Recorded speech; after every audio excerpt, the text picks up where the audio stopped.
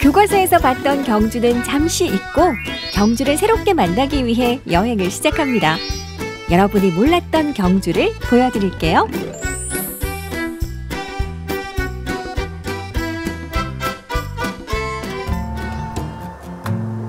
여름에도 소나무 숲에 시원한 그늘이 반기는 곳.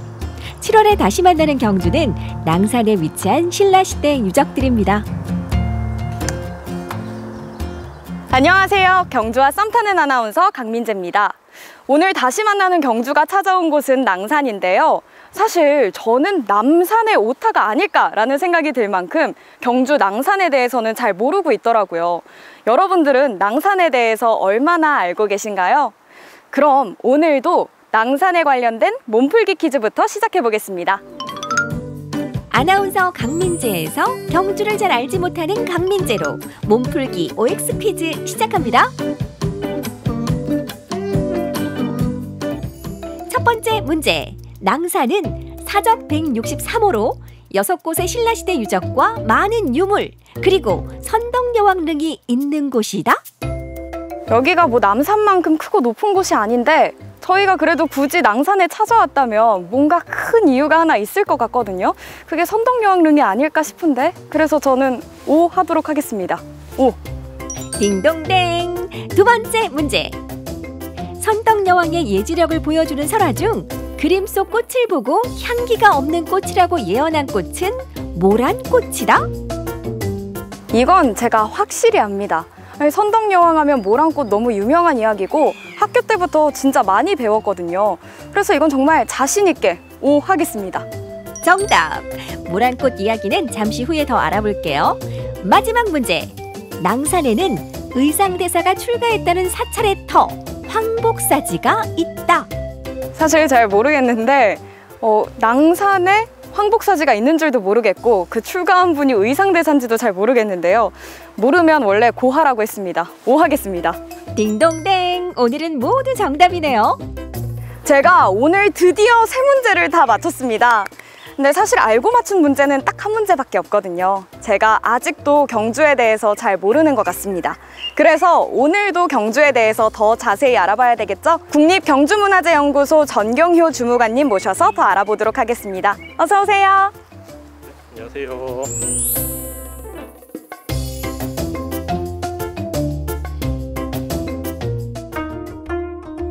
이제 낭산에 한번 올라가 볼까요?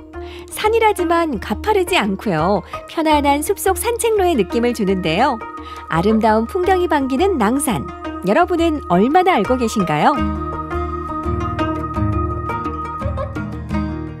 주무관님, 저희가 오늘 와 있는 곳이 낭산인 거죠? 네, 이 일대가 다 낭산입니다. 아니, 제가 경주 남산은 많이 들어봤는데 낭산은 사실 좀 처음 들어보거든요. 여기가 어떤 곳인가요? 네, 낭산은 이제 경주 동남쪽에 있는 야트막한 산입니다. 이제 기록에 따르면 신라에서 가장 큰 제사인 대사를 지낸 곳이었다고 하고, 그리고 신라인들이 이제 이 산에 나무를 베지 못하도록 했다는 점으로 봤을 때 중요한 곳이었다고 할 수 있습니다. 그리고 이제 이 산 남쪽에 있는 숲을 이제 신들이 노리는 숲이라고 해서 신유림이라고 부르기도 했습니다. 이처럼 이제 당시까지 낭산은 이제 토착신앙, 그러니까 무속신앙과 같은 토착신앙의 중심지였는데, 이제 이후 불교가 공인되면서 이제 황복사 그리고 사천왕사 등이 들어서면서 이제 불교 중심의 대상지로 이제 변하게 됩니다. 이러한 측면에서 낭산은 이제 신라인들의 이제 신앙이나 종교에 대한 관점이 변화하는 중요한 곳이라고 할 수 있습니다. 그럼 이 낭산이 종교와 신앙에 관련돼서 정말 의미가 있는 곳이겠네요. 네, 맞습니다. 신라시대부터 신성한 곳으로 여겨져 함부로 나무를 베지도 못하게 했다는 곳. 그래서인지 여전히 근사한 소나무 숲이 울창한데요. 낭산의 여러 유적 중에서 먼저 만나볼 곳은 산 정상에 위치한 선덕여왕릉입니다. 그 유명한 선덕여왕의 무덤인 선덕여왕릉이 전 이곳에 있는 줄 몰랐어요. 근데 이렇게 싹 둘러보니까 소나무에 둘러싸여 있어서 너무 예쁘거든요. 네, 이곳은 이제 낭산 꼭대기이기도 하고 그 무덤 주위에 이제 소나무가 둘러싸고 있어서 더욱 운치가 있는 것 같습니다. 또 제가 앞서서 퀴즈를 풀었는데 그때 모란꽃 이야기가 나왔거든요. 근데 선덕여왕에 얽힌 많은 설화 중에서 모란꽃 이야기가 가장 중요한 이유가 뭘까요? 네, 그 삼국유사에는 이제 선덕여왕이 미리 알고 있었던 세 가지 일에 대한 이야기가 전하는데 모란꽃 이야기가 이제 첫 번째로 등장합니다. 당시 당나라에서 모란꽃 그림과 이제 씨앗을 보내왔는데 선덕여왕이 그림에서 이제 벌과 나비가 없는 것을 보고 이 꽃이 향기가 없는 꽃이라고 했다는 이야기가 전합니다. 이러한 이야기는 선덕여왕의 안목을 보여준과 동시에 당시 불안정했던 선덕여왕의 이제 지위를 보완해 주려는 의도에서 나왔던 이야기로 여겨집니다. 또 하나의 이야기. 옥문지라는 연못에 개구리들이 모여 시끄럽게 울자 선덕여왕은 서쪽 옥문곡이라는 지역에 적들이 숨어 있을 것을 예견해 물리쳤다고 하는데요. 이렇게 예지력이 뛰어났던 선덕여왕은 자신이 죽는 날까지 예언하며 이곳 낭산에 묻어달라는 말을 남겼다고 합니다. 비범했던 선덕여왕이 이곳에 묻히기를 원한 특별한 이유가 있지 않을까요? 선덕여왕이 예지력이 있다고 하는데 본인의 죽음까지 예언한 건 정말 신기하더라고요. 그리고 선덕여왕릉 하면 또 도리천이 연관해서 되게 많이 나오던데 이 도리천이 뭔가 예언과 관련이 있는 걸까요? 그 선덕여왕이 이제 미리 알았던 세 가지 일 가운데 가장 마지막에 이제 자신이 죽을 날과 이제 자신을 도리천에 묻어달라고 했다는 내용입니다. 당시 사람들은 이제 그곳이 어딘지 몰랐지만 이제 낭산에 이제 선덕여왕을 이제 모셨습니다. 이제 불교적인 세계관에 의하면 이제 사천왕천 위에 이제 도리천이 있었다는 내용이 전하는데 이제 선덕여왕이 죽은 뒤인 30여 년 뒤에 이제 낭산 남쪽에 이제 사천왕사가 들어서는데 이곳이 이제 사천왕천이라고 볼 수 있고 그리고 그 위쪽인 이제 선덕여왕릉이 있는 곳이 이제 도리천이라고 볼 수 있습니다. 그러면 사천왕천 위에 있는 게 도리천이니까 여기가 그냥 도리천이다 추정하는 거군요. 네, 맞습니다. 이번에는 신라시대에 창건된 것으로 전하는 사찰 황복사지로 향합니다. 지금은 3층 석탑만이 남아있지만 신라시대에는 사찰의 규모와 의미가 남달랐을 것으로 추정되는 곳이라고요?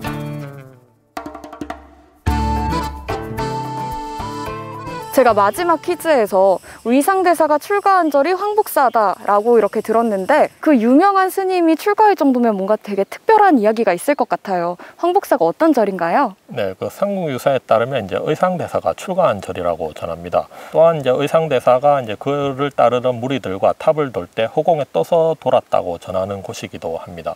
그리고 황복사에서 황은 이제 임금을 뜻하는 황이라는 이름을 가지고 있는데 이러한 명칭으로 보아 이제 신라 왕씨가 밀접한 관계에 있었던 사찰로 추정이 됩니다.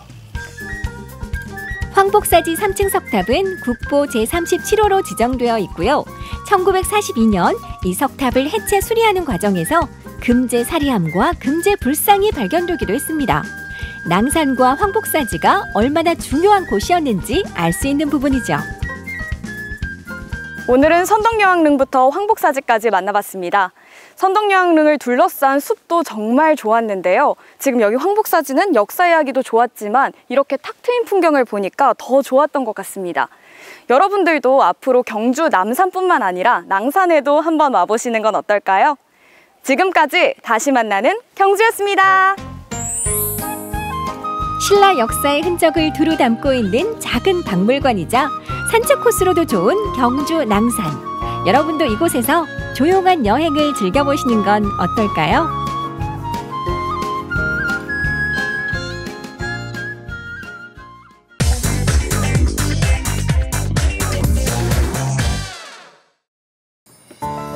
숲은 우리 몸과 마음을 편안하게 해주는 대표적인 힐링 장소이자 수많은 역사와 이야기를 간직한 한 권의 책과 같은 곳이죠.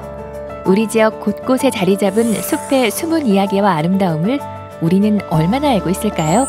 경북 생명의 숲 고문 이재원 선생님과 함께 우리 숲 이야기를 만나봅니다.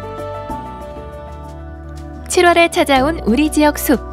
4계절 내내 명품 트레킹 코스로 전 국민의 사랑을 받고 있는 곳. 바로 내연산입니다. 내연산의 입구를 할 수 있는 보경사에서 오늘의 숲 이야기를 시작해볼까요?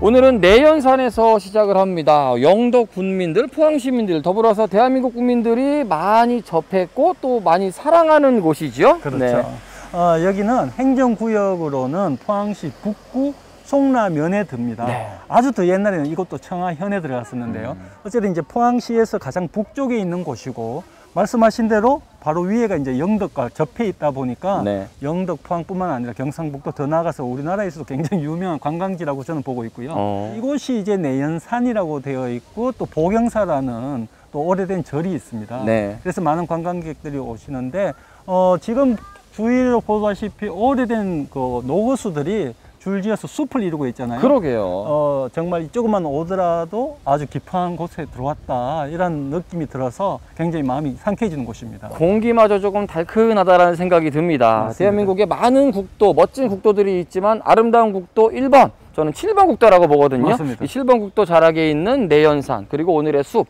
기대해 보셔도 좋을 것 같습니다. 보경사로 향하는 숲길을 걸어봅니다. 이미 더위가 찾아온 계절이지만 숲은 빛깔도, 공기도, 바람도 청량한 시원함을 안겨주는데요. 아름다운 내연산에는 또 어떤 이야기들이 담겨 있을까요?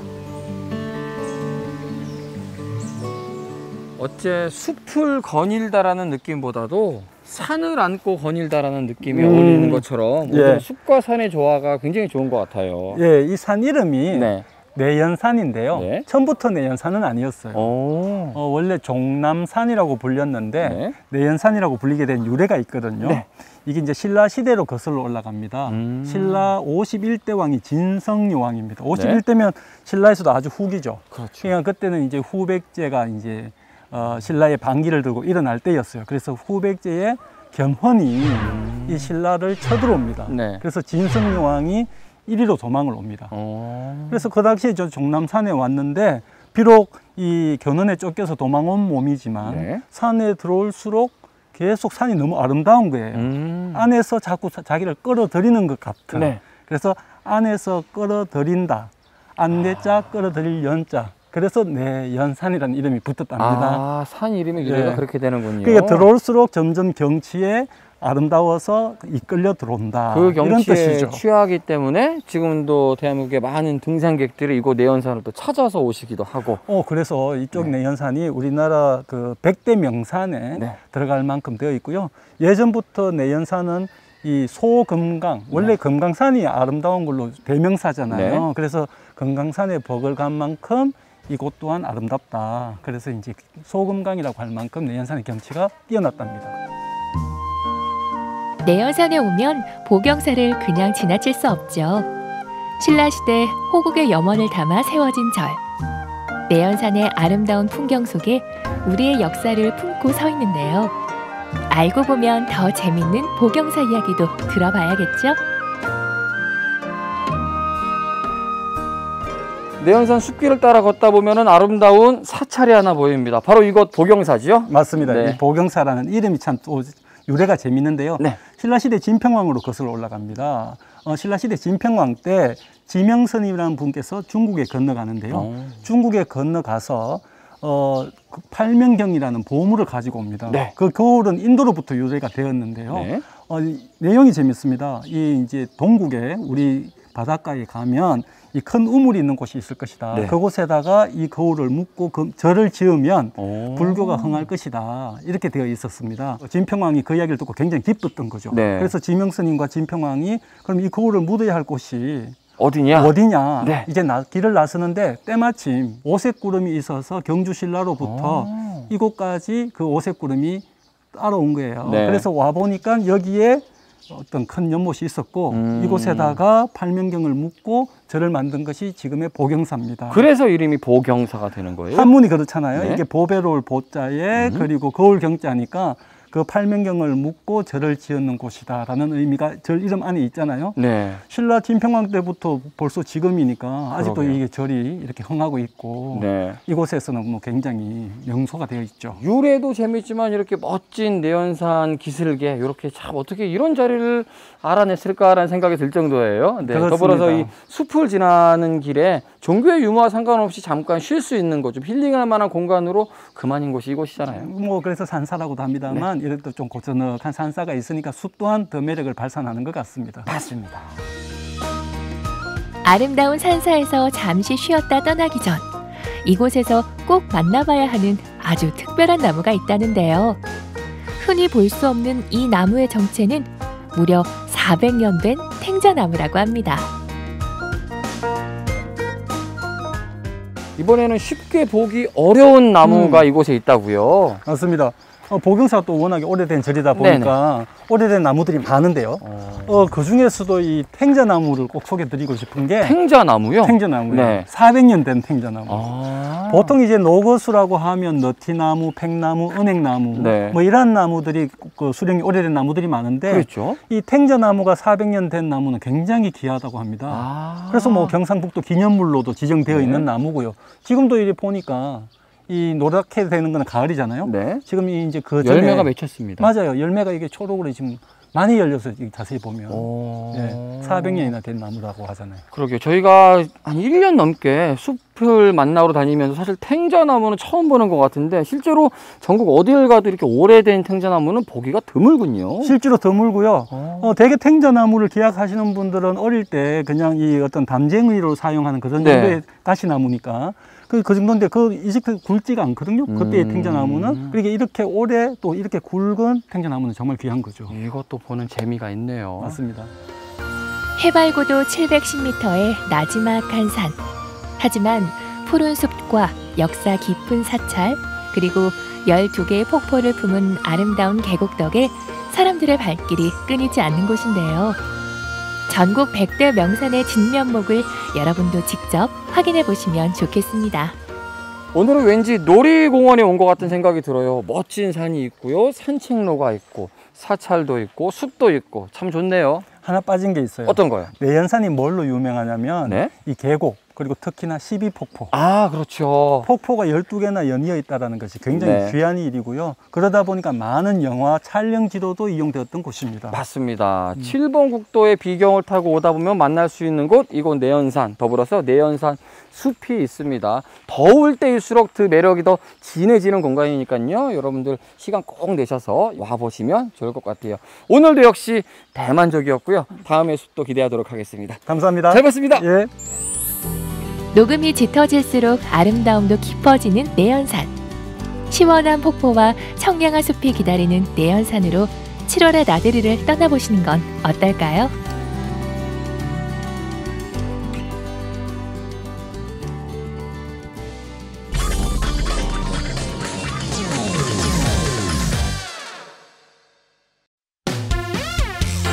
잠시 답답한 일상에서 벗어나 어디론가 여행을 떠나고 싶을 때 감성 넘치는 그곳으로 가볼까요? 오늘 감성 도시여행. 유네스코가 무형문화유산으로 인정한 우리웃 한산모시의 멋을 느껴보고 지리산 치유의 숲에서 힐링의 시간을 가져볼까요? 서천군 한산면에는 유네스코 인류 무형문화유산에 등재된 우리의 전통문화가 있습니다. 여름더위를 식혀줄 한산모시인데요. 사람들이 한산모시를 바로 알고 체험할 수 있도록 모시 공예마을도 마련되어 있습니다. 저는 아까부터 이 풀을 살펴보고 있었는데요. 사람 키만큼 자란 이 풀은 무엇일까요? 짜자잔! 여러분, 저 여기 있습니다. 제가요, 이 풀을 구경하고 있었는데 이게 뭔지 아시는 분 계시나요? 이게 바로 그 유명한 모시랍니다, 모시. 제가 모시 송편은 많이 먹어봤는데 이렇게 줄기로 된 거는 지금 처음 보거든요. 그런데 이게 1년에 3번 수확을 한다고 해요. 그 중에서도 지금이 딱 첫 번째 수확기라고 합니다. 신기하죠? 이렇게 생겼었어요. 모시는 우리 조상 대대로 이용되어 온 직물로 모시나무 가지를 꺾어서 껍질을 벗겨 사용합니다. 특히 한산생모시는 가늘고 섬세해 임금님께 진상하기도 했는데요. 색색의 고운 빛깔로 지어진 모시옷의 매력을 새삼 느끼게 됩니다. 아, 시원하겠다. 사실 제가 모시하면 어르신들만 입는다라는 편견이 있었는데 제가 집에서 모시 잠옷 입어봤거든요. 그거 하나면 여름날이 무섭지가 않아요. 얼마나 시원한데요. 전시관에선 그 오랜 역사와 우수성을 피부로 느낄 수 있는데요. 모시를 째고 삼아 한 필의 옷감이 되기까지의 일련의 과정이 고스란히 전시되어 있습니다. 모시 대명사로 불려온 한산모시, 자랑스러운 우리 옷이죠. 우리 1500년의 역사를 가지고 있는 한산 쇠모시는요, 이 지역의 한산의 이 인근의 금강과 서해바다에서 불어오는 바람과요, 또 이구의 기후, 토양, 이것들이 잘 맞아떨어져서 가늘면서도 질긴데 아름답고 부드럽고 곱다는 거죠. 그리고 입었을 때 편하고 시원하고 가볍고. 아름다운 한산 모시를 눈으로만 볼 수 없겠죠. 모시 공예마을 곳곳을 거닐며 다양하게 체험해 볼 수 있는데요. 예스러운 멋이 넘치는 초가집에선 미니 배틀을 이용해 직접 한산 모시 짜기를 해볼 수 있습니다.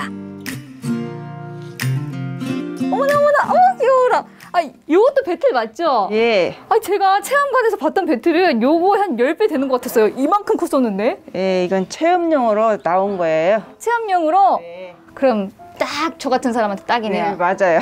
요거 근데 어려울 것 같기도 한데 한 번도 해본 적이 없어가지고. 어렵지 않아요. 상아 씨도 한번 해보실래요? 그래요? 이거 어떻게 하는 건데요? 방문객 누구나 가능한 미니 배틀 체험. 위아래로 날씨를 벌리고 시실꾸리가 담긴 북을 좌우로 엮어가며 모시를 짜봤습니다.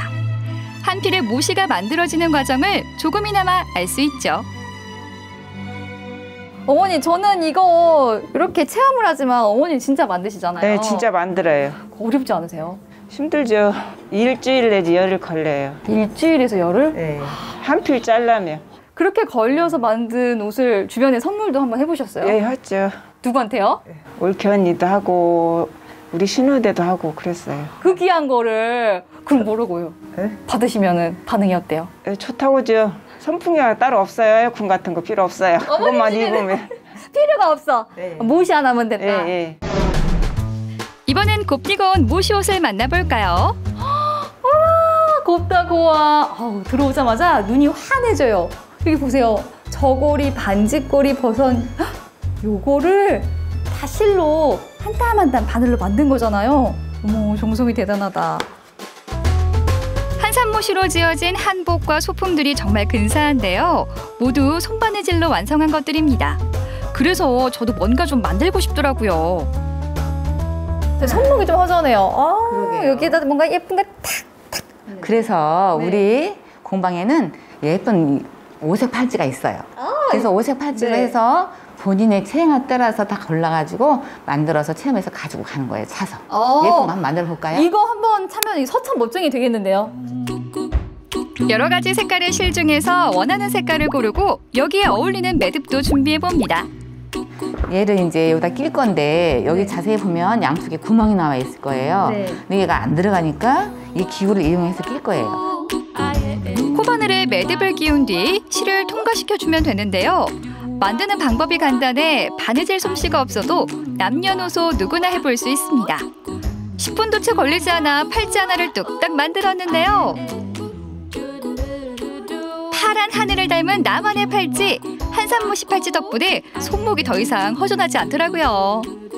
이거 차고 서천 시내에 돌아다녀야 되는 거 아닌가요? 더워 이렇게 하면서. 여러분, 제가 좀 덥네요. 어때? 예쁘죠? 서천 한산모시 공예마을에서만 맛볼 수 있는 시그니처 메뉴를 만나볼 차례. 하얀 우유와 푸른 모시로 만든 모시 라떼와 크레이프 케이크입니다. 우리 서천의 대표 특산물인 한산모시가 들어간 라떼 그리고 크레이프 케이크. 보기만 해도 예쁜데 그 요즘에 유행하는 올리브 그린 색깔 아시죠? 또 이게 그냥 그린이랑 달라요. 그런 색깔이고 비주얼은 약간 말차 라떼 비슷한 느낌인데 맛은 어떨까요? 모시 공예마을 구석구석을 둘러보느라 목도 마르고 에너지가 필요했거든요. 모시 라떼 한 잔과 크레이프 케이크 덕분에 행복해집니다. 은은한 모시 향이 입안에 감돌면서 긴장감이 사르르 돋더라고요. 쑥 아시죠? 쑥 향은 없는데 쑥이랑 그 녹차 그 사이에 중간 맛이 있어요. 풀 맛이 쌉싸름하게 나면서 이 목넘김이 굉장히 부드러운데 맛있고요. 그리고 이게 카페인이 없잖아요. 그래서 어른들뿐만이 아니라 아이들도 와서 같이 마셔도 될 것 같아요. 이번엔 국내 유일의 천연 해송림이 있는 해리산 자연휴양림을 찾았습니다. 그넓은 저수지를 따라 조성된 산책로를 걸으며 숲안으로 한 발 한 발 걸어 들어가는데요. 맑고 푸르른 풍경이 반겨주니 감탄사가 절로 나옵니다. 좋다 소리가 절로 나오는데 이 저수지 물빛에 반짝이는 이 햇빛 그리고 끝없이 펼쳐진 나무 보기만 해도요 정말 말 그대로 힐링이 됩니다. 힐링. 시선이 가는 곳마다 눈이 편안해지는 초록색. 저에게 선물처럼 다가왔는데요. 히리산의 이런 풍광 덕분에 최근 치유의 숲으로 새롭게 개장됐습니다. 안녕하세요. 네, 안녕하세요. 나 저 놀랐잖아요. 이 서천에 이렇게 보석같이 아름다운 곳이 숨어 있었어요. 아, 네, 맞아요. 올 3월부터 개장을 시작해서 많은 분들에게 알리지 않았거든요. 아, 3월부터 얼마 안 됐구나. 네. 여기는 정확히 뭐 하는 곳인데요? 치유의 숲은 이런 오시는 분들의 면역력을 높여드리고 건강을 증진시킬 수 있도록 조성한 산림이에요. 그럼 저 뭐 운동하고 막 그래야 되는 거예요? 저희 산림치유 프로그램 중에 맨발 걷기가 있는데 저랑 한번 맨발 걷기 하러 한번 가보시겠어요? 맨발이야? 히리산 치유의 숲을 가장 확실하게 만나는 방법, 바로 맨발 걷기입니다. 황토길을 맨발로 천천히 걸으며 산림욕을 즐기는 건데요. 생각보다 아프지 않고 건강해지는 기분이 듭니다. 혹시 아프진 않을까 걱정했는데 이 오돌토돌 이 돌들이 지압시켜주는 느낌? 맞아, 정확하게. 네. 그래서 뭔가 지금 소화되는 느낌이에요. 자꾸 몸에서 반응이 와, 소화되는 느낌으로. 맨발로 숲을 만나서일까요? 왠지 이 숲이 저를 폭 보듬어주는 기분입니다. 숲속에 부는 시원한 바람을 맞으며 언택트 여행을 즐기기에 그만인데요. 1km의 산책길을 걷는 동안 치유를 경험할 수 있습니다. 이게 끝이에요? 아, 네, 맞아요. 아쉽네요. 전 길 줄 알았는데 걸으니까 생각보다요 시간이 엄청 금방 가요. 금방 갔죠. 네. 근데 아쉬워하지 마세요. 한 가지 프로그램이 더 남아 있는데요. 네. 우리 음악을 숲속에서 들으면서 하는 명상 프로그램이 있어요. 명상 프로그램, 그것도 좋죠. 명상 프로그램. 히리산 치유의 숲에 특별한 진동음이 울려 퍼집니다. 맑고 청아한 진동음, 명상을 위한 싱잉볼인데요. 울창한 소나무 아래 치유의 주파수가 켜지면 숲은 명상하기 좋은 공간이 됩니다. 걱정과 시름이 사라지고 고요와 힐링이 찾아옵니다. 싱잉볼의 깊은 울림 덕분에 숲의 모든 기운이 저를 향해 다가오는 기분인데요. 머릿속을 가득 채웠던 복잡한 생각들이 말끔히 가라앉습니다. 숲이 가져다주는 치유의 힘 덕분에 몸과 마음이 자연 상태로 회복되는 거죠. 네, 상아 씨 일어나세요. 어머, 제가 잤어요? 잠드셔도 괜찮아요. 괜찮아요? 네, 자연스레 잠이 드는 것도 치유의 일종이어서 좋습니다. 머리가 맑아지는 듯한 기분이 들었는데 이렇게 명상을 하면 또 어떤 좋은 점이 있어요? 우리 상아 씨 이렇게 일상생활에서 많이 분주할 때가 있잖아요. 그렇죠. 그래서 상아 씨 힘드실 때 가끔 이렇게 숲속에 오셔서 가만히 앉아 있는 거 그냥 숲만 바라보셔도 저절로 치유 효과가 있을 거예요. 그러니까요. 마음이 너그러워지면서 혹시 저한테 부탁할 거 있으시면 오늘만 하세요. 오늘 다 들어드릴 수 있을 것 같아요. 오늘 좀 천사가 된 느낌이에요. 좋아. 새록새록 녹음이 짙어지는 계절, 우아하면서도 시원하고 가벼운 한산모시의 멋과 매력을 느끼기에 참 좋은 시간입니다. 또 히리산 치유의 숲이 선물하는 힐링을 통해 잠시 쉬어가는 여유를 가져보시기 바랍니다.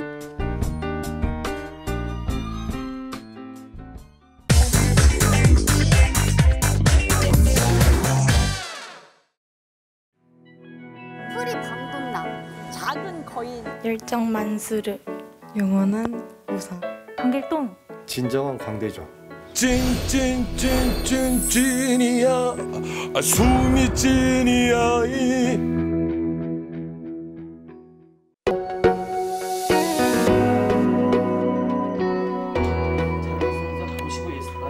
그러면 사진을 다 보고 말을 할게요. 그러지. 사진 보시고 그러면 선생님 또 뭐 저거는 뭐죠? 저 말씀하실 수도 있는 거고 그거는. 그리고 마지막에 블랙으로 가면 굉장히 사진처럼 이렇게 커트가 생각이 나요. 제가 맨날 거울 보고 춤추고 노래하고 하는 걸 보고 사촌 언니들이 저를 업고 탤런트 학원을 보냈죠. 그때 당시에 똑순이 김민희 씨가 엄청 인기였는데 그 언니랑 같은 학원을 다닌 거예요. 마당에 이렇게 무대 만들어주면 제가 막 춤추고 노래하고 어머니가 탤런트를 시키실 생각으로 발레도 하고 그러다 이제 한국무용을 했었거든요. 거기서 가야금 병창을 했는데 제가 손에 물집이 생겼는데도 아프다는 소리를 안 하고 그거를 이렇게 하더래요. 소리를 하면서. 그런 걸 보고 엄마가 이런 쪽에 관심이 있나 해서 저희 동네에 성호영 선생님이 살고 계셨거든요. 그래서 그 학원에 이제 판소리를 배우기 시작했죠.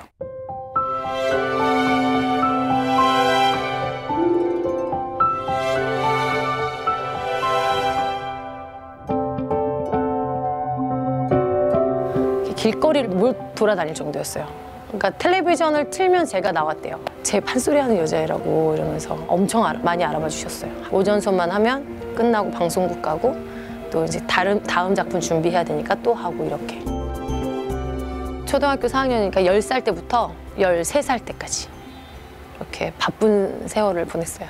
근데 좋았어요. 그냥 사람들한테 이쁘다 이쁘다 얘기 듣고 하는 게 그때 되게 행복했던 것 같아요. 초등학교 때까지는 되게 잘난 척을 하면서 다녔던 아이인데 중학교 때부터 가려진 아이. 제가 성적이 그렇게 좋지 않았거든요. 그러니까 내세우지 못하고 창피한 아이.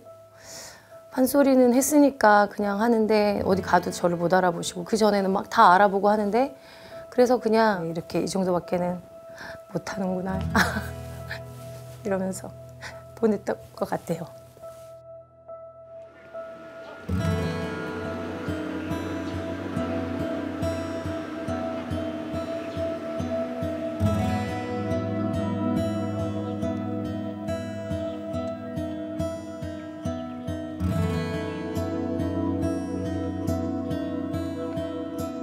고등학교 때 나이트를 갔죠. 가서 이런 신세계가 있구나. 엄마한테는 연습하고 왔다고 그렇게 거짓말을 하며 세월을 보냈죠. 왜냐면 나이트 가면 하도 소리를 질러서 목이 쉬어요.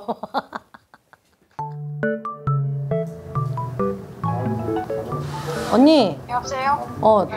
내가 진짜 눈만 깜짝 감았으면 진짜 엄청날 텐데. 언니 근데 언니가 그렇게 놀아서 나는 그렇게 안 놀길 바랬어? 아니 그건 나는 논 것도 아니야. 언니한테 나 나이트 갔다 왔다? 이제 그랬더니 되게 걱정이 됐나 봐요. 그래서 엄마한테 말을 했어요. 수미 나이트 간 것 같다고. 우리 언니도 우리 엄마도 우리 아빠도 나에 대한 기대가 크구나. 내가 이렇게 살면 안 되는구나를 이제 느꼈어요. 그래서 소리를 다시 시작을 했는데 그때 너무 행복함을 느꼈어요.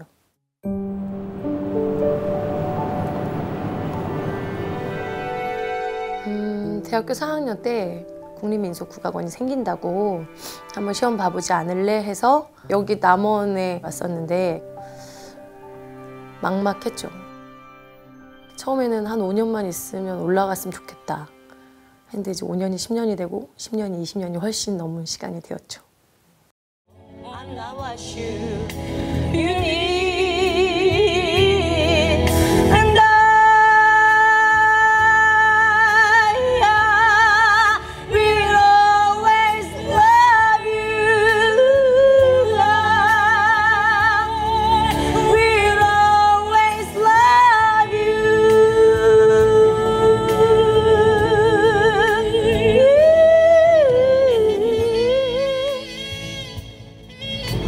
사계절을 느낄 수 있어서 이제 봄에는 꽃이 많이 펴서 너무 좋고 또 여름에는 이제 녹음이 우거지니까 푸르름이 더해서 더 좋고 서울은 무서워서 이제 운전하려면 서울에 가면 지역 사람 여기 있으면 서울 사람 어디에도 속하지 않는 거. 저는 이제 학교 다닐 때 이렇게 악기를 다룰 줄 알고 무용을 할 줄 아는 사람이 저밖에 없었던 것 같은데 지역에 있는 친구들은 어렸을 때부터 그런 것들을 생활화하면서 배웠더라고요. 그래서 내가 있을 곳이 아닌가라는 생각도 들고 근데 여기서 내가 좌절하면 과거만 회상하는 소리꾼이 되겠구나라는 생각에 좀 독하게 살아보자.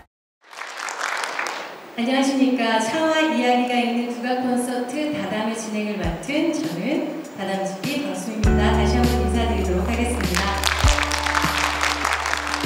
한복 짓는 일이 종합예술이라고 흔히들 말씀하시잖아요. 동양인이 아무도 없는 그런 곳을 갔는데 저는 기모노냐고 들었거든요. 너무 안타까웠습니다. 전주 세계소리축제인데 그때가 제가 춘향이를 했을 때였거든요. 근데 제가 개복 수술을 해서 할 수 없는 상황이었는데 이 기회를 놓치면 제가 정말 안 될 것 같아서 복대를 메고 하겠다고 얘기를 해서 했죠.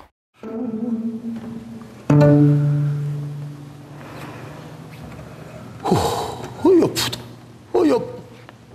여보 사또님 듣조시고 춘향그 먹은 마음 사또님과 다르다. 저한테는 되게 가장 큰 인생의 전환점? 그런 공연이었죠. 그거를 보시고 제가 그 어렸을 때, 아기 때 그 아이구나 라는 거를 아시고 분장실까지 보러 오시는 교수님들도 계시고 작곡가 선생님들도 계시고 그랬어요.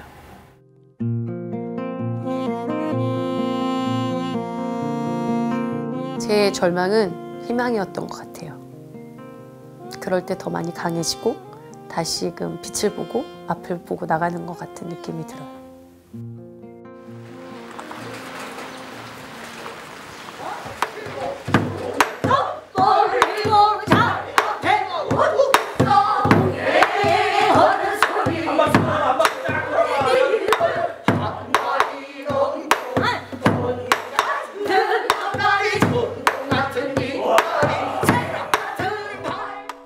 사람들은 몰라, 지금도 몰라요. 제가 말도 잘하고, 그러니까 막 지는 거 싫어하고, 자존심도 세고 하니까 되게 고생 하나도 안 해본 외동딸이라고 생각하는데, 저희 아빠가 이제 되게 업앤다운이 컸어요. 잘 살 때도 있었지만, 공동 화장실을 써봤던 적이 있었어요. 그 판자촌 같은 데서 살았었던 것 같아요. 그리고 그때가 MBC에서 그 차인태의 출발새 아침이라는 그런 프로그램이 있었는데 이렇게 저를 찍으러 왔는데 집이 너무 누추하니까 저희 엄마가 다른 사람 집을 빌려가지고 촬영을 하고 그때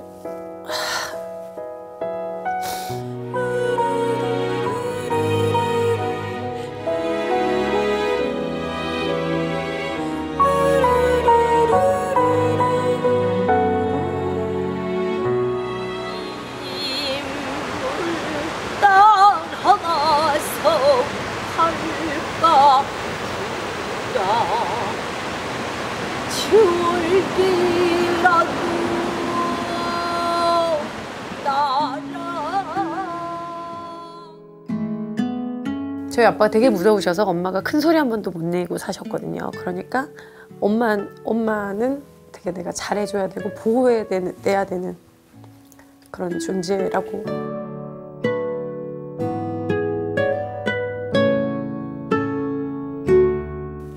이제는 좀 마음이 편해진 것 같아요. 맨날 나 동계산했어요. 이렇게 빼고 저렇게 빼고 막 이랬는데 이제는 그냥 감사한 게 있는 것 같아요.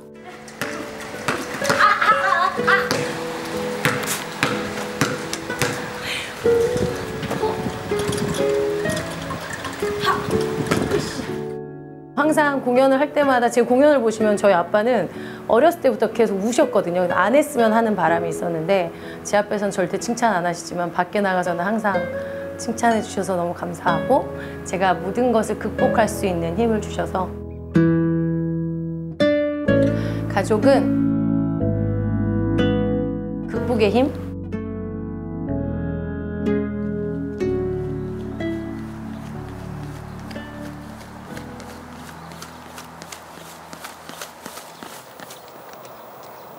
얼마 전에 타이거 우즈도 레슨 받는다고 하더라고요.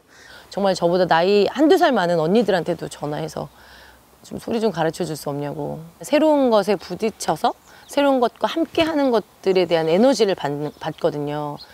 전통이 살아 있으면서 창작을 하는 소리꾼이 돼야겠다라는 생각을 막연하게 가진 것 같아요. 이른 아침 눈부신 햇살에 문득 하늘을 바라보니 저마 밑에 제비 한 쌍이 정답게 논일고 있구나.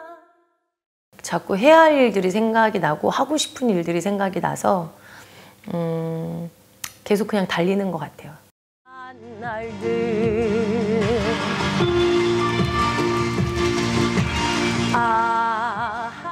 꿈꾸는 어른, 그리고 지치지 않는 열정, 그게 바로 방수민인 것 같습니다.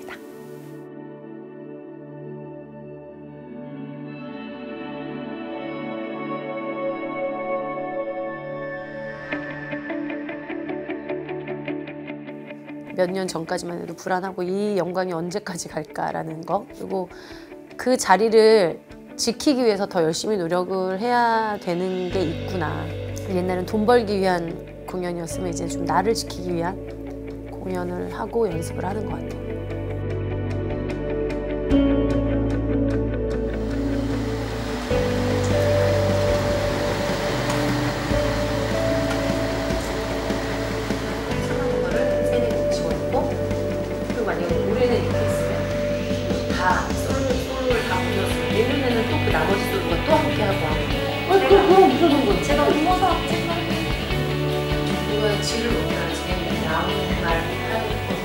제 소리로 누군가 위로를 받고 위안을 받으면 너무 좋을 것 같다는 생각이 들었어요.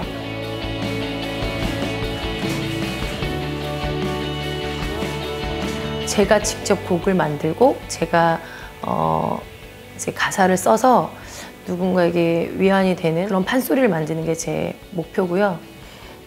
내년에는 우리 선생님들, 돌아가신 선생님들의 이야기와 그 소리를 복원하는 일을 좀 하려고 이제 공부하고 있습니다. 제 꿈은 그렇게 만들어지고 이제 완성되어 가고 있는 것 같아요.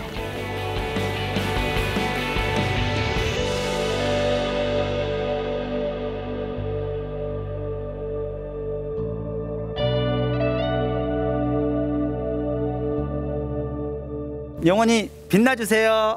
그 열정 잃지 마세요. 늙지 말고 계속 소리 계속 해주셔서 저 귀 호강해 주십시오. 사랑합니다. 초생했다. 사랑해 우리 손녀딸.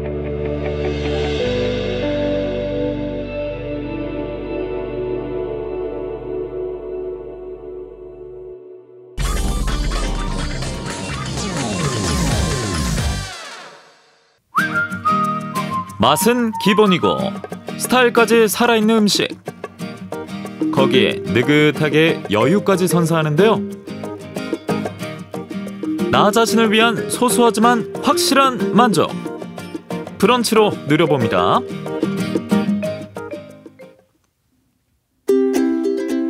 동양의 나폴리, 아름답기로 두말하면 입이 아픈 통영에 왔습니다.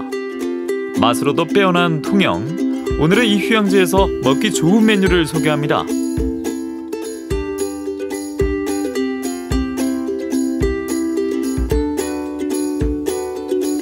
바로 아침과 점심 사이에 즐기는 브런치.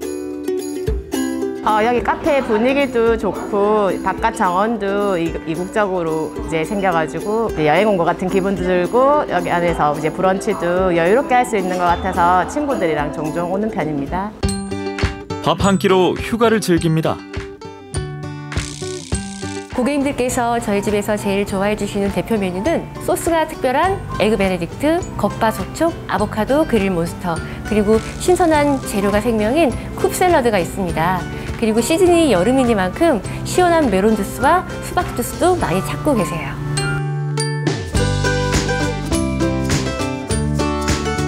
음식 나오는 시간이 15분 걸립니다. 네. 정원 산책하고 오시면 저희가 맛있게 준비해드릴게요. 진도별로 알려드릴게요. 알겠습니다. 네. 음식만큼 매력적인 야외 공간은 이곳의 자랑인데요. 카페에 온 건지 여행을 온 건지 헷갈릴 정도입니다.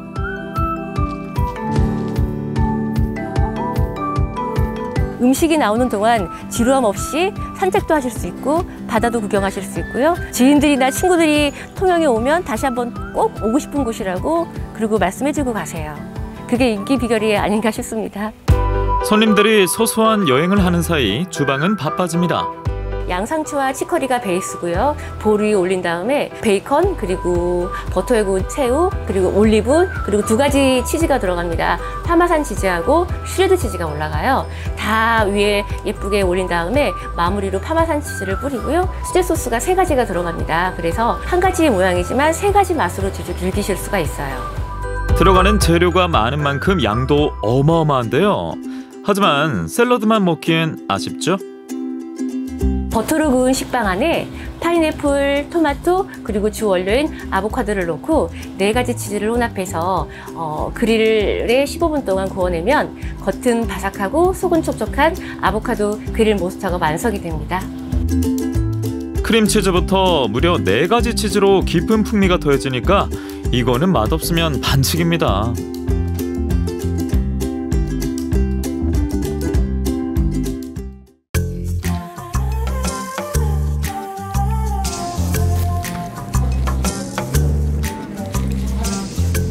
되게 이국적인 분위기에서 밥을 먹어서 그런지 되게 맛있었고요. 오늘 친구들하고 같이 왔는데 다음번에는 가족들하고 함께 한 번 더 오고 싶은 그런 장소인 것 같습니다. 브런치하면 빠질 수 없는 에그 베네딕트도 꼭 맛봐야 할 메뉴. 버터로 구운 두툼한 빵 안에 올리브 오일로 구운 양송이 버섯, 파프리카를 넣고요. 토마토, 파인애플도 넣고 마지막에 술안을 얹어서 마무리를 합니다. 그 위에 홀란다이즈 소스를 뿌리고요. 그리고 파마산 치즈로 마무리를 하고 있어요. 홀란다이즈 소스는 연노란 빛깔이 포인트인데. 네, 한국 입맛에 맞춰서 저희가 살짝 매콤하게 만들었습니다. 비법은 비밀이고요. 달걀과 버터의 느끼함보다 담백함이 살아날 수 있도록 도와주는 비법 소스가 에그 베네딕트의 인기 비결입니다. 여기에 상큼하고 시원한 100% 과일 주스까지 더한다면 완벽 그 자체.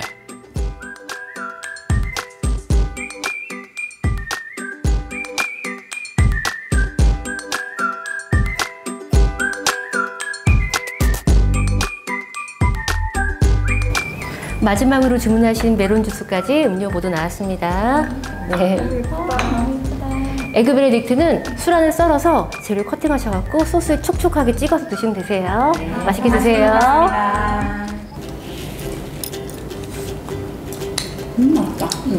음식 기다리는 동안 사진도 찍고 산책도 하면서 너무 즐거웠던 것 같아요. 그래서 음식도 더 맛있게 느껴졌던 것 같고요. 너무 즐거웠습니다. 공간 요소마다 이국적인 것들이 많아서 요즘처럼 해외 가기 힘든 시절에 해외여행 온 것보다 더 좋다고 말씀들을 해주고 가시거든요. 저희는 더 행복한 공간, 더 맛있는 공간을 위해서 열심히 노력하겠습니다. 해외여행 가는 기분으로 들러주세요. 바쁜 일상 속에서 식사 한 끼로 누리는 여행. 브런치로 떠나보세요.